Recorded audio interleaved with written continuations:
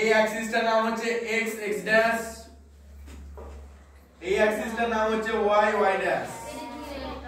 তো আমাদের মূল বিন্দু কোনটা? এই ওটাকে আমরা বলবো মূল বিন্দু। মূল বিন্দু হতে নিচের বিন্দুগুলোর দূরত্ব আমরা নির্ণয় করার জন্য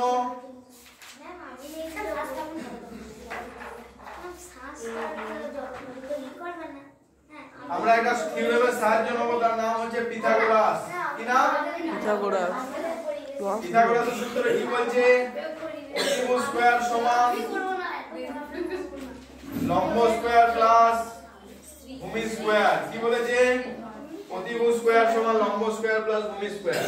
তাহলে যদি একটা অঙ্ক দেয়, তোমাদের প্রথম অঙ্কটা দিয়েছে মূল বিন্দু থেকে নিচের বিন্দুগুলো দূরত্ব নির্ণয় করা, একটা অঙ্ক দিয়েছে 7 - 24। ভালো করে বোঝো, এইটার দূরত্ব নির্ণয় আমাকে করতে হবে। তার জন্য আমার একটা ফর্মুলা আছে, সেই ফর্মুলাটাকে এখানে লিখব। মূল বিন্দু থেকে যে কোনো বিন্দু দূরত্ব নির্ণয়, দূরত্ব নির্ণয় যদি স্থানাঙ্ক x, y হয়, তাহলে মূল বিন্দু থেকে দূরত্বের ফর্মুলা হচ্ছে √x² প্লাস y²। এই ফর্মুলাটা মনে রাখলেই হবে। কি ফর্মুলা? √x² plus y²। তাহলে আমরা এখানে x কোনটা? এটা। আর y কোনটা? এটা।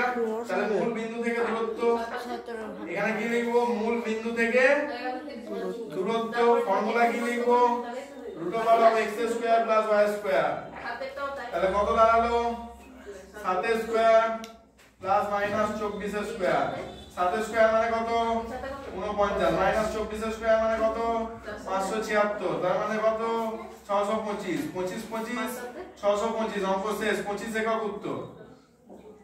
তো এটাকেও তোমাদের বাড়িতে কিন্তু প্র্যাকটিস করতে হবে।